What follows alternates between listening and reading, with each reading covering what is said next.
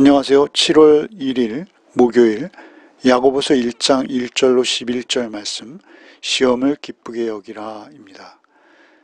성도가 시험당할 때, 곧 시련당할 때 어떤 자세여야 하는지 교훈하십니다. 첫째는 믿음으로 인내하라는 것이죠. 둘째는 하나님께 시험을 극복할 수 있는 지혜를 구하라 하십니다.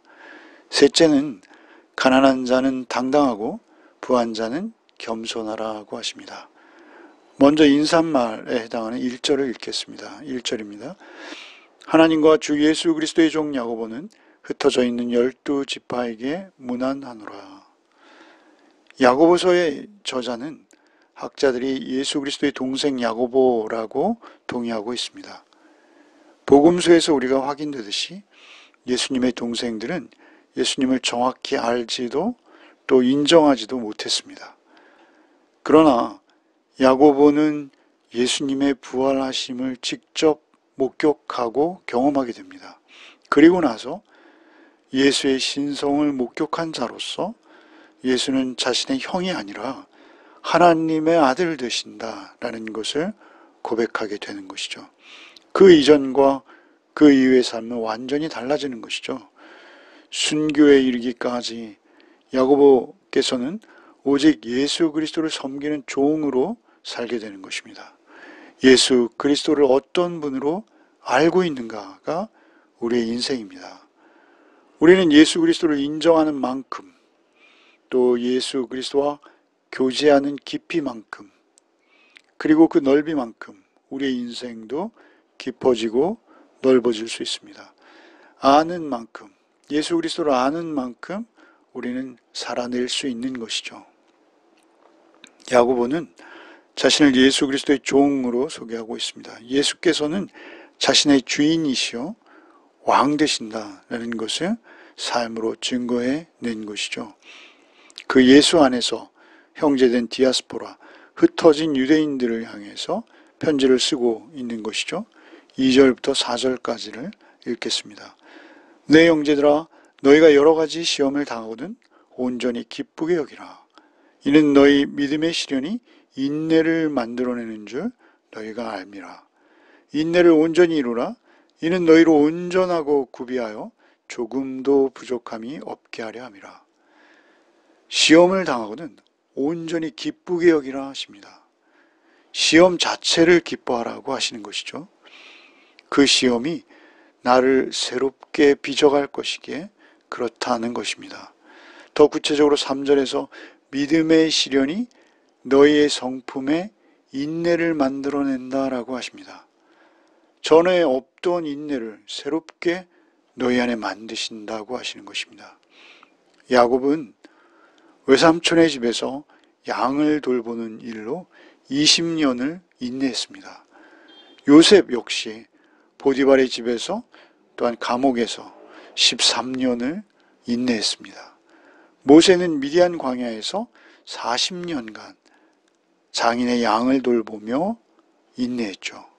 다윗 역시 어린 시절 목동으로서 인내했습니다. 커서는 사울에게 생명의 유업을 느끼며 광야에서 보낸 시간 또한 인내의 시간이었습니다. 야고보서 5장에서는 구체적으로 욥의 인내를 제시하고 있습니다. 욥은 하나님 앞에서 인내함으로 복받은 자가 되었습니다. 주께서 욥을 더욱 가까이 찾아오신 것입니다. 귀로 듣던 주님을 눈으로 배웁는다는 고백까지 이르는 것이죠. 이러한 성경의 위인들의 고난은 우연히 찾아온 것이 절대 아닙니다. 하나님의 의도하심으로 또는 허락하심으로 시험을 당하는 것이죠. 오랜 시험을 통과한 결과 그들은 아주 넓고 큰 그러한 성품으로 새로워지는 것이죠. 하나님께서 사용하시기 전에 시험을 거치는 것입니다. 그 시험 가운데 그 사람의 인격의 진면목이 드러나게 되는 것이죠. 본문의 인내를 공동번역에서는 인내력으로 번역합니다. 인내하는 힘이라는 것이죠. 그 인내하는 힘의 정도는 개인마다 차이가 있다는 것입니다. 다른 것이죠. 인내하는 힘은 우리에게 어떠한 상황에서든 가장 소중한 것입니다. 뿐만 아니라 종말론적으로 우리는 시험을 통과해서 하나님의 나라에 들어가는 것입니다. 4절에 인내를 온전히 이루라 하십니다. 그렇게 인내를 온전히 이룰 때 그의 인격도 온전한 성숙을 이룬다는 것이죠. 온전함은 흠이 없는 상태, 부족함이 없는 상태를 말합니다. 그렇게 변치 않는 태도로 인내를 통과할 때 우리는 비록 온전해지지는 못하나 온전을 향해 가게 되는 것이죠. 온전하다는 것, 그것은 우리가 이룰 수 없는 자리입니다. 그러나 야고보께서는 그 온전이라는 단어를 많이 쓰세요. 그것은 우리가 온전을 향한다는 의미로 받아야겠습니다. 바울 사도께서는 로마서 5장에서 우리가 잘 아는 말씀을 주셨죠. 환난은 인내를, 인내는 연단을, 연단은 소망을 이루는 줄 우리가 아노라. 이렇게 말씀하시죠. 결국 인내가 연단, 연단이 소망까지 가는 것이죠. 결국 소망은 무엇입니까? 그것은 하나님의 나라, 곧 천국에 이르는 것이 우리의 소망입니다. 디아스포라, 이미 말씀드렸습니다만 흩어져 있는 그러한 이스라엘의 12 형제들에게 편지한다라고 말씀하시죠. 우리의 인생은 이곳에서 나그네입니다. 우리가 외인입니다. 그래서 우리는 이곳이 우리가 영원히 살 곳이 아닙니다. 결국 그 인내로 우리는 소망을 이루게 되고 여기에서도 인내함으로 하나님의 나라를 살아낼 수 있습니다. 5절로 8절 말씀을 이어서 읽겠습니다. 너희 중에 누구든지 지혜가 부족하거든 모든 사람에게 후히 주시고 꾸짖지 아니하시는 하나님께 구하라. 그리하면 주시리라. 오직 믿음으로 구하고 조금도 의심하지 말라. 의심하는 자는 마치 바람에 밀려 요동하는 바닷물결 같으니 이런 사람은 무엇이든지 주께 얻기를 생각하지 말라. 두 마음을 품어 모든 일에 정함이 없는 자로다. 앞서서 우리는 시험에 대해서 말씀하시는 것을 들었습니다. 그리고 이어지는 말씀은 지혜를 구하라고 하시는 것이죠. 시험의 때 역시 우리에게 첫 번째로 필요한 것은 지혜라고 할 수 있습니다. 특별히 야고보 사도께서는 지혜는 오직 위에서 선물로 주시는 것이라고 말씀하십니다. 지혜는 위에서 내려오는 것이라는 점을 강조하시는 것이죠. 솔로몬이 구해서 받았던 지혜, 그것이 오늘 본문의 지혜와 같은 의미 아니겠습니까? 야고보서 3장 15절 이하의 말씀을 한번 읽어보겠습니다. 이러한 지혜는 위로부터 내려온 것이 아니요 땅 위의 것이요 정욕의 것이요 귀신의 것이니 시기와 다툼이 있는 곳에는 혼란과 모든 악한 일이 있음이라. 오직 위로부터 난 지혜는 첫째 성결하고 마음에 화평하고 관용하고 양순하며 긍휼과 선한 열매가 가득하고 편견과 거짓이 없나니 이렇게 말씀하시거든요. 지혜는 위로부터 우리에게 주어지는 선물이라고 강조하시는 것이죠. 세상 지혜는 오히려 정욕과 귀신의 것, 시기와 다툼이 있는 것이요.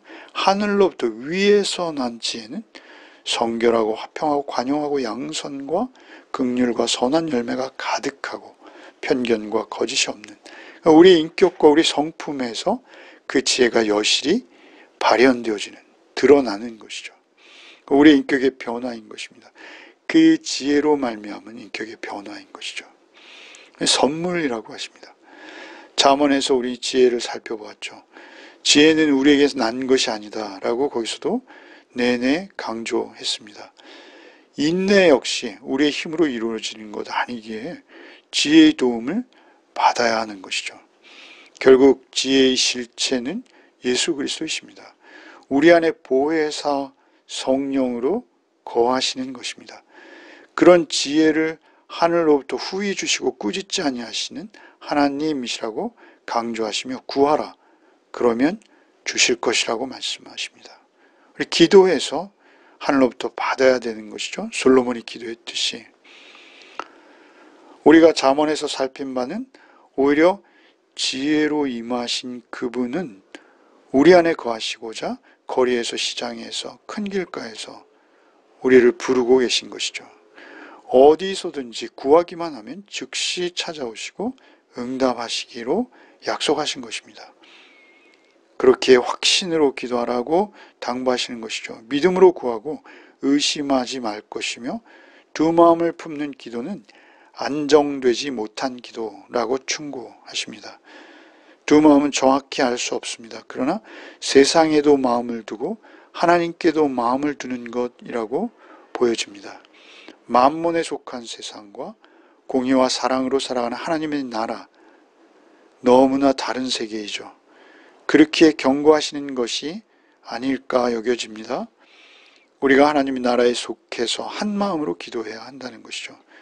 결국 기도하는 목적이 세상의 정욕으로 인한, 그래서 세상의 목적을 이루기 위한 기도는 결국 수단에 지나지 않는 기도요. 하나님께서 그런 기도에 응답하지 않으신다라는 것입니다. 그것은 당연한 것이죠. 우리가 오직 한 마음으로 하나님께 지혜를 구할 때 지혜의 영, 성령께서 우리 안에 우리와 늘 동행해 주실 것입니다. 9절에서부터 11절 말씀을 읽겠습니다. 낮은 형제는 자기의 높음을 자랑하고 부한 자는 자기의 낮아짐을 자랑할지니 이는 그가 풀의 꽃과 같이 지나감이라. 해가 돋고 뜨거운 바람이 불어 풀을 말리면 꽃이 떨어져 그 모양의 아름다움이 없어지나니 부한 자도 그 행하는 일에 이와 같이 쇠잔하리라. 시험에서 인내할 것을 이루시는 가운데 교회 공동체에서 발생하기 쉬운 또 하나의 시험거리를 언급하시는 것입니다.